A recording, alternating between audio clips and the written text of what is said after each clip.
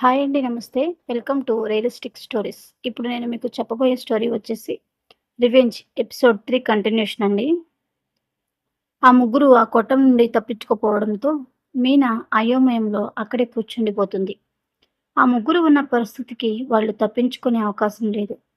వాళ్ళు ఇక్కడ ఉన్నట్లు ఎవరికీ తెలియదు కదా! ఈలోపే పోలీసులకు ఎలా తెలిసి ఉంటుంది? ఇంత తక్కువ టైంలో పోలీసులు కనుక్కునే ఛాన్స్ లేదు కదా! ఏమై ఉంటుంది? ఇక్కడి నుండి వాళ్ళు ఎలా తప్పించుకొని ఉంటారు అని ఆలోచిస్తూ ఉంటుంది మీనా. ఇంతలో ఒక జీపు వచ్చి ఆ పాడుపడిన కొట్టం ముందు ఆగుతుంది. జీపు వచ్చిన శబ్దానికి మీనా ఆ కొట్టం నుండి బయటకు వచ్చి చూస్తుంది. అందులో నుండి ఇద్దరు వ్యక్తులు బయటకు వచ్చి చుట్టుపక్కలంతా గమనిస్తూ ఉంటారు. మీనా కొట్టం లోపలే ఉండి వీళ్ళు ఎవరై ఉంటారు? ఇక్కడికి ఎందుకు వచ్చారు? నేనిప్పుడు ఈ పరిస్థితిలో బయటకు వెళ్ళొచ్చా అని ఆలోచిస్తూ ఉంటుంది. ఆ ఇద్దరు వ్యక్తులు పక్కనే ఉన్న మీనా స్కూటీని చూస్తారు. ఆ చుట్టుపక్కల ప్రాంతంలో ఎవరూ ఉండట్లేదు కదా! ఈ స్కూటీ ఇక్కడికి ఎలా వచ్చింది? అని ఆ ఇద్దరు అనుకుంటూ ఉంటారు. వెంటనే ఇంకొకతను లోపల ఎవరైనా ఉన్నారేమో చూద్దాం పద అంటాడు. వాళ్ళు లోపలికి రావడం గమనించిన మీనా వాళ్ళకి కనిపించకుండా అక్కడే దాక్కొని ఉంటుంది. ఆ ఇద్దరు వ్యక్తులు లోపలికి వెళ్ళి అంతా వెతికి చూస్తారు కానీ మీనా వాళ్ళు కనిపించదు. వాళ్ళిద్దరూ మాట్లాడుకుంటూ ఉంటారు. సరే బయటకు వెళ్ళి కూర్చొని చూద్దాం. ఎవరైనా వస్తే డీజీపీ గారికి ఇన్ఫార్మ్ చేద్దాం అనుకుంటూ ఆ ఇద్దరు బయటకు వెళ్తారు. మీనా మనసులో అంటే ఆ ముగ్గురిని కూడా పోలీసులే తీసుకుని తప్పించి ఉంటారు. కిడ్నాప్ ఎవరు చేశారో తెలుసుకోవడానికి కాపలాగా వీళ్ళిద్దరిని పెట్టినట్టు ఉన్నారు. నేను వీలైనంత త్వరగా ఇక్కడ నుండి బయటపడాలి అనుకుంటుంది మీనా. వాళ్ళు బయటకు వెళ్ళగానే ఆ కొట్టానికి వెనుక పక్కన ఉన్న కిటికీ ద్వారా మీనా బయటకు వెళ్ళే ప్రయత్నం చేస్తుంది. బయటకు వెళ్ళాక వాళ్ళ నుండి ఎలా తప్పించుకుని వెళ్ళాలో తెలియక అక్కడే ఎదురుచూస్తూ ఉండిపోతుంది. ఆ పోలీసులు ఇద్దరు వాళ్ళ చీప్ దగ్గరే కూర్చొని మాట్లాడుకుంటూ ఉంటారు. మీనా కూడా ఎదురుచూస్తూ అక్కడే ఉండిపోతుంది. హరి మందు ఎక్కువ తాగి పడుకోవడంతో ఉదయం లేచి హడావిడిగా డ్యూటీకి లేటుగా వెళ్తాడు. వెళ్ళగానే అందరూ ప్రశాంతంగా ఎవరి పని వాళ్ళు చేసుకుంటూ ఉంటారు. హరి అక్కడ ఉన్న పోలీసును ఆ ముగ్గురిని తీసుకొచ్చేశారా అని అడుగుతాడు. వెంటనే పోలీస్ నిన్న రాత్రే దొరికారట. ఎవరో మహానుభావుడు ఫోన్ చేసి చెప్పాడట. లేదంటే ఆ డీజీపీ గారు అందరినీ చంపేసేవారు. అయినా హరి నీకు నైట్ డ్యూటీ కదా, ఇవన్నీ నీకెలా తెలుసు అంటాడు. హరి మాట్లాడకుండా వెళ్ళి మీనాకి కాల్ చేస్తాడు. మీనా ఎలా తప్పించుకోవాలో తెలియక ఆ కొట్టం పక్కనే ఎదురు చూస్తూ ఉంటుంది. ఇంతలో మీనా ఫోన్ రింగ్ అవుతుంది. ఫోన్ శబ్దం విన్న ఆ ఇద్దరు పోలీసులు ఇక్కడ ఎవరో ఉన్నారు అంటూ పరిగెత్తుకుంటూ మీనా దగ్గరకు వెళ్తారు. వాళ్ళు తన వైపే రావడం చూసిన మీనా పరిగెత్తుకుంటూ మెయిన్ రోడ్ వైపుకు పారిపోవడం మొదలు పెడుతుంది. మీనా కాల్ లిఫ్ట్ చేయట్లేదని హరి తిరిగి వెంటనే కాల్ చేస్తూ ఉంటాడు. ఆ ఇద్దరు పోలీసుల నుంచి తప్పించుకొని మీనా పరిగెడుతూ హరి కాల్ లిఫ్ట్ చేసి ప్రమాదంలో ఉన్నాను హరి, వెంటనే రా అని చెప్తుంది. వెంటనే హరి ఆ కొట్టం దగ్గరికి బయలుదేరి వస్తాడు. మీనా ఆ పోలీసులకు దొరకకుండా పరిగెడుతూ రోడ్డుకి పక్కనే ఉన్న ఒక షాప్ దగ్గర తలదాచుకుంటుంది. వెంటపడిన ఆ ఇద్దరు పోలీసులు మీనా కనిపించకపోవడంతో అక్కడే కాసేపు ఆగి చుట్టుపక్కల ఉన్న ప్రాంతాలన్నీ వెతికి వెనక్కి తిరిగి వెళ్ళిపోతారు. వెళ్ళి డీజీపీ గారికి కాల్ చేస్తారు. సార్, మేము ఈ కొట్టం దగ్గరికి వచ్చేటప్పటికి ఒక లేడీ ఇక్కడ ఎవరో ఉన్నారు. మమ్మల్ని చూసి తప్పించుకొని పారిపోయారు. ఆవిడ స్కూటీ ఇక్కడే ఉంది అని చెప్తారు. సరే మీరు అక్కడే ఉండండి, నేను వస్తున్నా అంటారు డీజీపీ శంకర్ నారాయణ. మీనాను వెతుక్కుంటూ ఆ కొట్టం దగ్గరికి హరి బయలుదేరి వస్తాడు. అక్కడికి వచ్చి చూసేసరికి ఇద్దరు పోలీసులు అక్కడే ఉంటారు. మీనా స్కూటీ అక్కడే ఉంటుంది. అది చూసిన హరి పోలీసుల దగ్గరకు వెళ్ళి ఏమి చేస్తున్నారు ఇక్కడ? ఆ ముగ్గురు దొరికారు కదా, ఇంకా మీరెందుకు ఉన్నారు ఇక్కడ అని అడుగుతాడు. ఆ పోలీసులు వాళ్ళు దొరికారు కానీ కిడ్నాప్ చేసిన వారు ఎవరో తెలియాలి కదా, అయినా నువ్వు ఇక్కడికి ఎందుకు వచ్చావు హరి? ఇక్కడ నీ డ్యూటీ లేదు కదా, మేము ఇక్కడ ఉన్నట్లు నీకెలా తెలిసింది అని అడుగుతారు ఆ ఇద్దరు పోలీసులు. ఇంతలో డీజీపీ శంకర్ నారాయణ గారు అక్కడికి వస్తారు. మీనా స్కూటీ చూసి, ఒక అమ్మాయిని ఇద్దరు పోలీసులు పట్టుకోలేకపోయారా? సరే, ఈ స్కూటీ ద్వారా ఆవిడ ఎవరో కనుక్కోండి అని చెప్తారు. హరిని చూసిన శంకర్ నారాయణ, నువ్వేంటి ఇక్కడ అని అడుగుతారు. ఇటుగా వెళుతూ వచ్చాను సార్ అంటాడు హరి. సార్, ఒకసారి మీతో మాట్లాడాలి, కొంచెం పక్కకు వస్తారా అంటాడు. శంకర్ నారాయణ సరే పద అంటూ పక్కకు వెళ్తాడు. అప్పుడు హరి, సార్, నిన్న రాత్రి నేను మీకు చెప్పాను కదా, తనని కూడా నేనే మీ దగ్గరకు తీసుకువస్తాను అంటాడు. ఈరోజు మీనాని తీసుకువచ్చి మీతో ఎలాగైనా మాట్లాడిస్తాను. దయచేసి మీరు ఆఫీస్కు వెళ్ళండి. నేను వచ్చి మిమ్మల్ని కలిసి మీకు వివరంగా చెప్తాను అంటాడు. శంకర్ నారాయణ సరే అంటూ అక్కడ నుండి వెళ్ళిపోతారు. శంకర్ నారాయణ వెళ్ళగానే హరి కంగారుగా మీనా ఏ పరిస్థితిలో ఉందో అనుకుంటూ మీనాని వెతుక్కుంటూ బయలుదేరుతాడు. కొంచెం ముందుకు రాగానే మీనా కాల్ చేస్తుంది. హరి, నేను ఆ కొట్టానికి కొంచెం దగ్గరలోనే ఉన్నాను అని చెప్తుంది. సరే, అక్కడే ఉండు మీనా, నేను వస్తున్నాను. నీకేమీ కాలేదు కదా, బాగానే ఉన్నావా అని అడుగుతాడు హరి. ఏమీ కాలేదు, కానీ నా స్కూటీ ఆ కొట్టం దగ్గరే ఉండిపోయింది అంటుంది. సరే, అవన్నీ వచ్చాక మాట్లాడదాం, నువ్వు అక్కడే ఉండు, నేను వస్తున్నా అంటూ హరి బయలుదేరుతాడు. వెంటనే మీనా ఉన్న ప్రదేశానికి హరి వెళ్ళి తనని తీసుకుని ఇంటికి బయలుదేరుతాడు. ముందు నుండి నేను చెప్తూనే ఉన్నాను, నువ్వే పట్టించుకోలేదు మీనా. ఇప్పుడు ఆ డీజీపీ ఆ పని చేసింది ఎవరో తెలుసుకోవాలని చాలా పట్టుదలతో ఉన్నాడు. ఆ ముగ్గురు హాస్పిటల్లో ఉన్నారట. వాళ్ళకి స్పృహ రాగానే నీ గురించి ఖచ్చితంగా సిద్ధార్థ్ వాళ్ళ నాన్నతో చెప్తాడు. అప్పుడు డీజీపీ నిన్ను వెతుక్కుంటూ వచ్చేస్తాడు. నేను ఏదైతే జరగకూడదు అని భయపడ్డానో అదే జరిగింది. ఇప్పటికైనా నా మాట విను. నువ్వు జాగ్రత్తగా ఇంటికి వెళ్ళు. నేను శంకర్ నారాయణ గారితో మాట్లాడతాను అంటాడు. మీనా ఏమీ మాట్లాడకుండా మౌనంగా ఉంటుంది. ఏమీ మాట్లాడవేంటి మీనా, ఓకేనా అని అడుగుతాడు హరి. ఆ ముగ్గురు ఆ పాడుపడిన కొట్టంలో ఉన్నట్లు మన ఇద్దరికి తప్ప ఎవరికీ తెలియదు కదా, కానీ పోలీసులకు ఇంత త్వరగా వాళ్ళు అక్కడే ఉన్నారు అని ఎలా తెలిసింది? ఎలా కనుక్కున్నారు పోలీసులు అని ఆలోచిస్తున్నాను అంటుంది.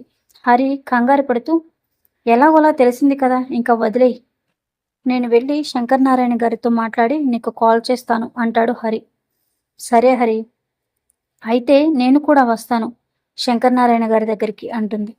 వద్దు మీనా, ముందు నేను వెళ్ళి మాట్లాడతాను. ఆ పరిస్థితిని బట్టి నువ్వు రావాలో లేదో అప్పుడు మనం నిర్ణయం తీసుకోవచ్చు. నువ్వు ఎవరో, అంజు ఎవరో వాళ్ళకి తెలిస్తే చాలా ప్రమాదం. వాళ్ళ గౌరవం, పరువు, మర్యాద కాపాడుకోవడానికి ఆ శంకర్ నారాయణ ఏమి చేయడానికైనా వెనుకాడరు. నేను వెళ్ళి మాట్లాడతాను, నువ్వు ధైర్యంగా ఇంటికి వెళ్ళు అని మీనాని ఇంటి దగ్గరే దించేసి శంకర్ నారాయణ దగ్గరికి బయలుదేరతాడు హరి.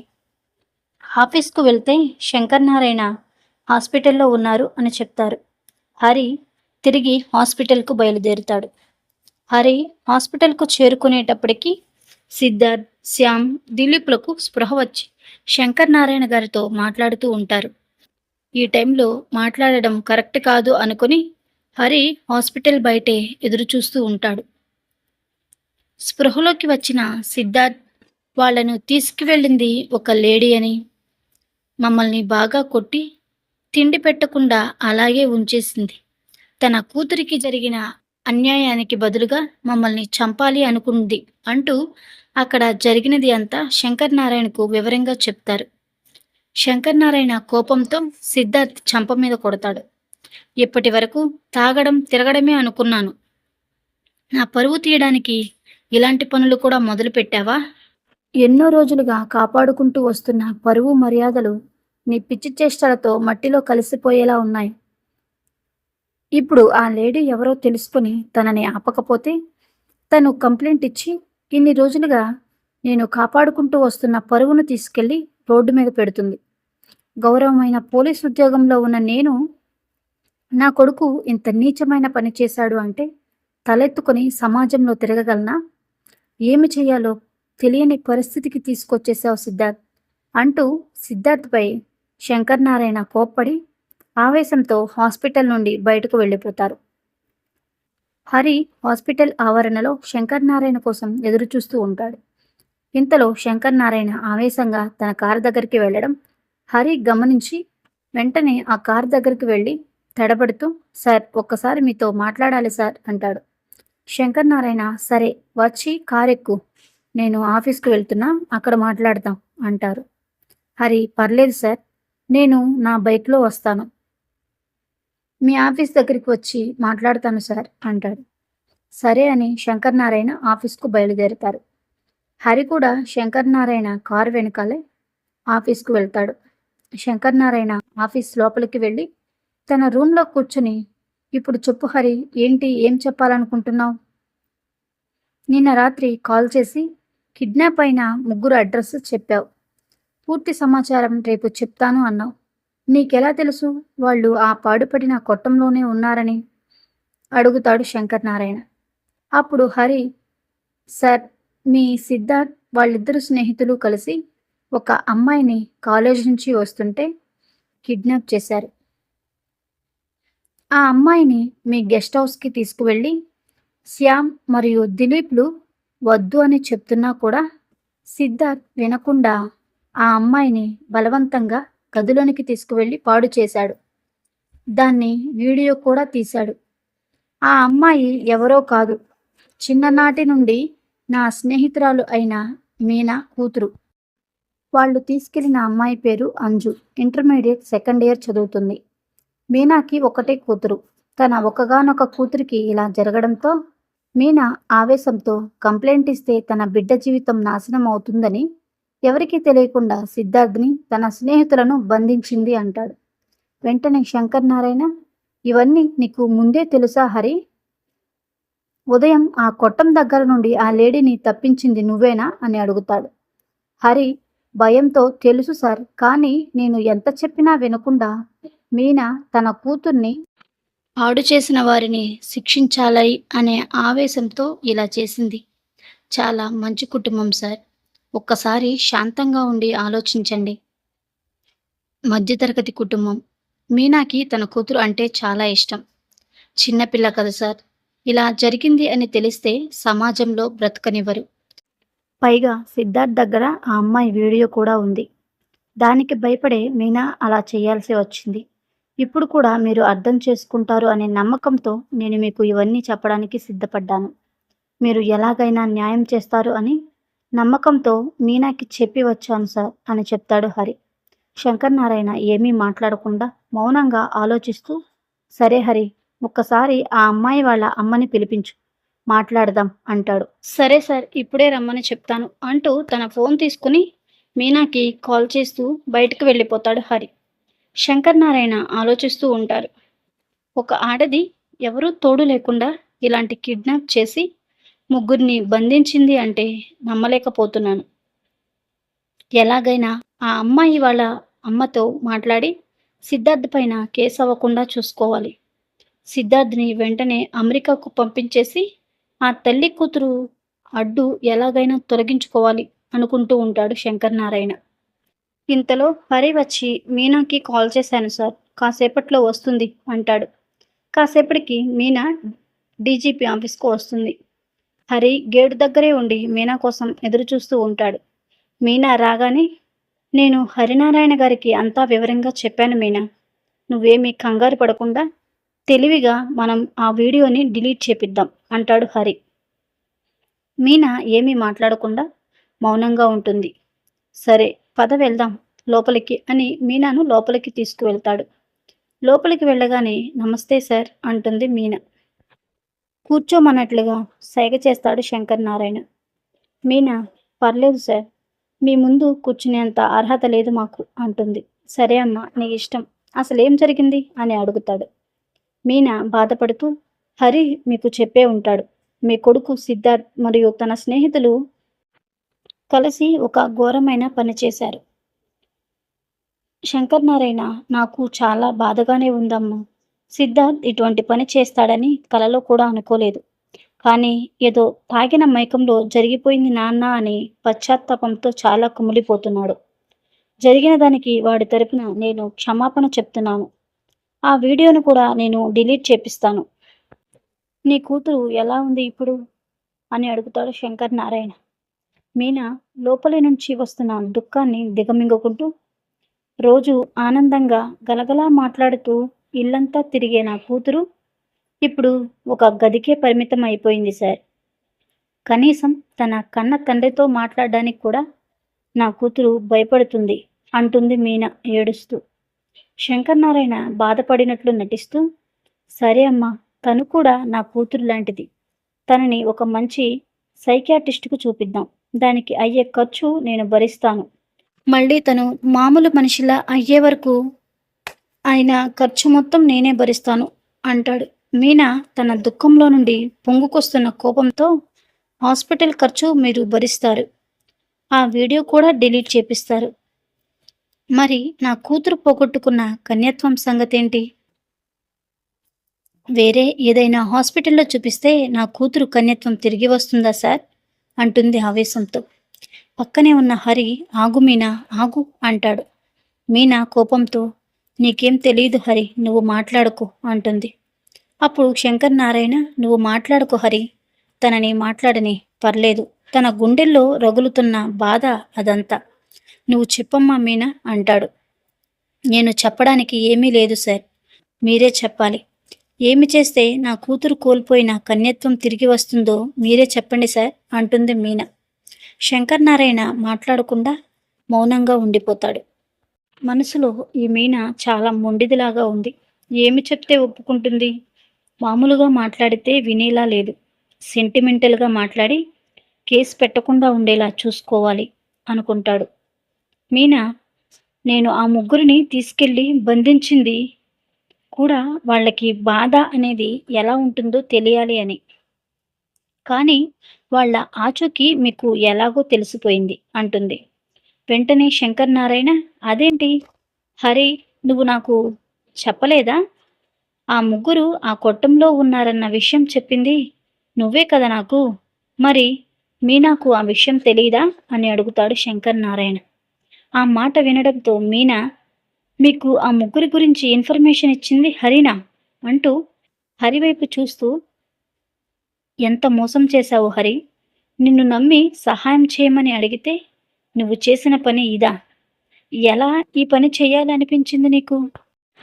కనీసం చెప్పేటప్పుడు అయినా నేను, నా కూతురు, మేం పడిన బాధ గుర్తురాలేదా నీకు అంటూ ఏడుస్తుంది.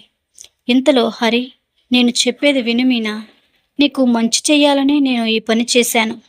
దయచేసి అర్థం చేసుకుని కాసేపు మాట్లాడకుండా శంకర్ నారాయణ గారు చెప్పేది విను, ఆయన తప్పకుండా న్యాయం చేస్తారు అంటాడు. మీనా హరి మీద కోపంతో రగిలిపోతూ ఉంటుంది. మిగిలిన భాగం తర్వాతి ఎపిసోడ్లో తెలుసుకుందామండి. మీనా సిద్ధార్థ్ని క్షమించి వదిలేస్తుందా? మీనా ఏ నిర్ణయం తీసుకోకపోతుంది? ఈ స్టోరీ కనుక మీకు నచ్చినట్లయితే ప్లీజ్ లైక్ చేయండి, షేర్ చేయండి, సబ్స్క్రైబ్ చేయండి. మరిన్ని ఇంట్రెస్టింగ్ స్టోరీస్ కోసం రియలిస్టిక్ స్టోరీస్ ఛానల్ను సబ్స్క్రైబ్ చేసుకోండి. Thank you.